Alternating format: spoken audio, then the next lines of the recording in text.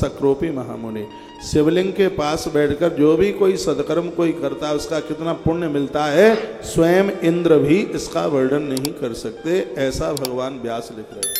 तो इसका अर्थ है कि आप जितने भी मुझे सुन पा रहे हैं, आप सबके घर में शिव पिंडी शिवलिंग होना चाहिए। जिसके घर में प्रवेश करने के लिए एक ही दरवाजा है, जो एक ही दरवाजे से प्रवेश करते हैं, उनके घर में 10 मंदिरों की जरूरत नहीं पड़ती, एक ही मंदिर उनके लिए बहुत है।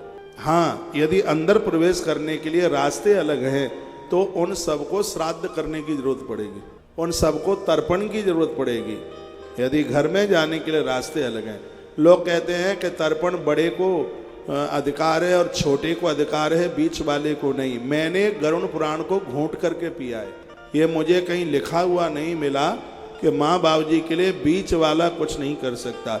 यदि बीच वाला माता पिता की प्रॉपर्टी लेने का अधिकारी है तो बीच वाला उनका श्राद्ध करने का भी अधिकार प्राप्त करता है। भरतलाल जी ने पूरा अपना क्रिया कर्म अपने पिताजी का किया था, वो बीच ही वाले थे। और भी ऐसे अनेक प्रमाण मिलते हैं। मैं इस प्रसंग में कहना चाहूँगा, आपके घर में भले एक जगह है मंदिर है, उसका अच्छा डेवलपमेंट कीजिए, उसको ठीक से उसको बिल्कुल व्यवस्थित कीजिए। मंदिर हमारे संस्कारों का एहसास कराता है। और ये मैं निवेदन करूँगा, जिसके घर में नित्य भगवान का पूजन होता है उस परिवार को प्रत्येक दिन 10 अश्वमेध यज्ञ करने का फल प्राप्त होता है। इसलिए किसी भी सनातनी का घर ऐसा ना हो जिसके घर में मंदिर ना हो। मंदिर सबके घर में हो, आनंद हो जाएगा। और ये श्लोक मैं आपके बीच में बोल रहा हूँ, यह श्लोक रुद्र संहिता सृष्टि खंड के अध्याय नंबर 10 का श्लोक नंबर 40 नंबर का श्लोक है। तो ये बता के बात प्रमाणित होती है। इसमें लिखा यस्तु लिंग समेपी तु कार्यम किंचित करोति च।